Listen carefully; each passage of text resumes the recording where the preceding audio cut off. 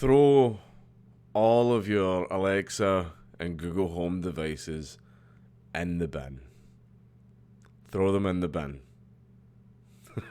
I mean, like, everybody knew what was going to happen from day one. Oh, here's a device that you can have in your home. It listens to you all the time. It monitors everything you say. It's all stored in some mysterious server somewhere that you don't know about. But it can update your shopping lists and it can switch the lights on and off. A small price to pay for a complete, absolute violation of your privacy.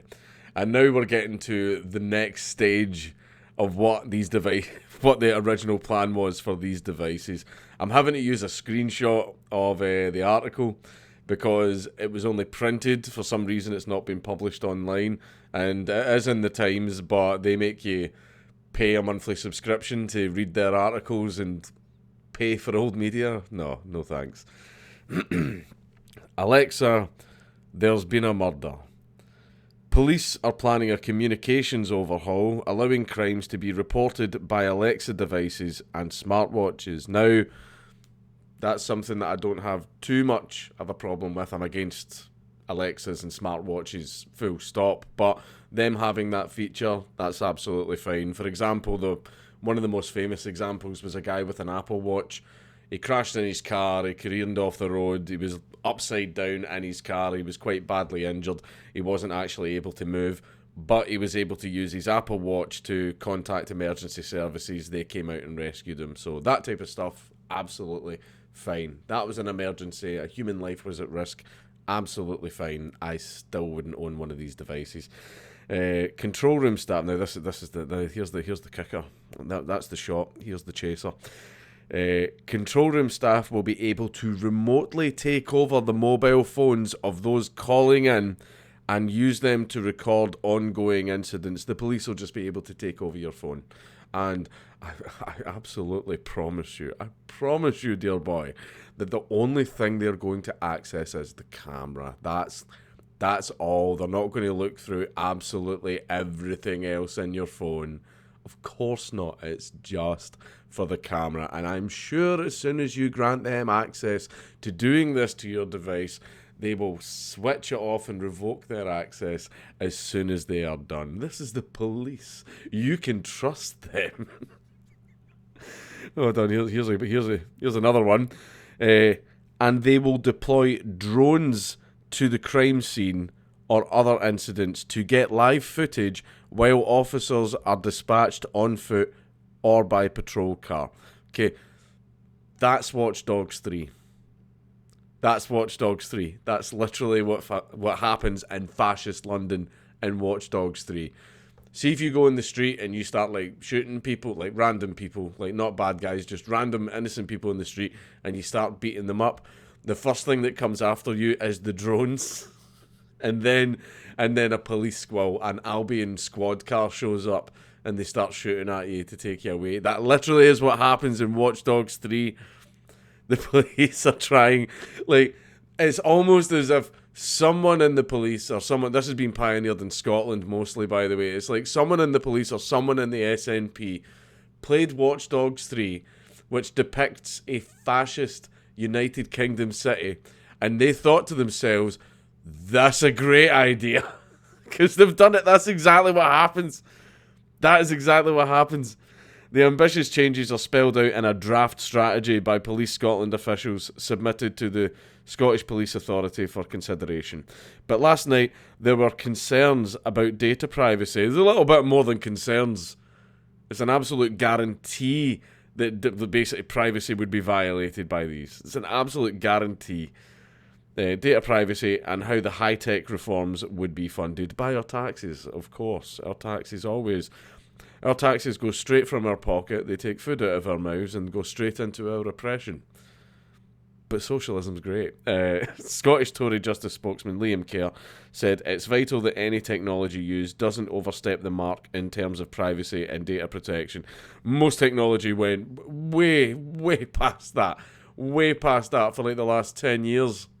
I mean, see your data online? Oh, it's big business. It's big business. Companies pay billions for data. Billions for data. Have you ever seen like one of those little small websites where even though they're completely free, whenever you sign up, you need to give your email address and give all these information? Well, that's an extra revenue stream for those wee websites. Apart from playing ads, they sell your data to other companies. Data is big business. Big business. While technology is important, it's vital that funding for bread and butter police work isn't placed under even more pressure as a result of these proposed changes. There is going to be a level of automation in the police. A lot of people, like, we're not going to have a Robocop or that I'm as tame and gentle as a puppy robot or anything. We're not going to have that, at least for a very long time. But there is definitely going to become a level of automation within the police, and one of the things that is definitely going to happen is drones. The police already use drones, and some people have theorised that drones at one point might be used to patrol the streets. You know, a moving CCTV camera. And then people are probably going to take them down with slingshots and, you know, whatever. Sounds fun. The police document states that next generation policing in Scotland is expected to use video and text for emergency contact and become less reliant on phone or website contact. People will be able to use Amazon Alexa or Siri, Apple's mobile phone assistant, to report crimes. The document adds, our existing platform has reached the end of its life. It is struggling to support our existing contact methods and cannot support digital transformation. Phone calls are not obsolete. Phone calls are not obsolete. I mean, like, 999. There. I have contacted the police. Why do you need all this extra stuff? Why do you need all this extra stuff? I'll admit, you know, being able to do it. In fact, you can make calls for your smartwatch. You can make calls from your smartwatch. There is no need for this. This is just see how the advancement of power, they always need to get their foot in the door a little bit first. You know, the government are like vampires. You have to invite them in. That's what this is. That is exactly what this is. There is absolutely no need for this whatsoever. Like, technologies, e.g. smart home devices and smartwatches, in situations where they might not be able to reach a phone or dial 999, you can call people with your smartwatch. You just say phone the police and it phones the police. And 999 calls could be made by video using FaceTime and Zoom style technology as part of a two-way conversation. What is the need for that? What is the need for that? Oh my God. I mean, okay, then it'll probably help stop prank calls, maybe, unless the person just literally decides to do this and cover their camera. I don't understand. The document states that this would allow a more robust assessment of the situation, such as identifying a caller's precise location and live streaming what is happening. Oh no, as soon as you contact the police, they use your location services in your phone. Video call technology is already being trialled, mainly focused on Glasgow, Edinburgh and Dundee, with plans to roll it out in the future. Callers can ask if they wish to use the service, and an email link is forwarded, which can only be used once. Why the extra? What if it's an emergency? Hi there, before I can take down your crime and send out police officers to save your life, if you could please go check your email and see if you have that link. I'll wait patiently, because I'm not allowed to save your life until I can see your face on my screen. We need to have a little Skype call, a wee Zoom call. What are you wearing? Show nudes. Remotely operated drones, similar to those in the sci-fi film Minority Report. Okay, fair enough. Good dig, Daily Mail. Are also planned. The report says the operator will be able to activate remotely piloted aircraft systems to film the incident if needed. This will add both operational and evidential value. On funding, the report says it is recognised there are a number of funding options available to support the execution of this strategy. These will be considered in detail at the implementation stage of this strategy. In a foreword to the report, Chief Constable Ian Livingston said, the public rightly has an expectation that they will be able to contact us when they need us in ways that work for them. The phone, tried and true, served us for the last 100 years.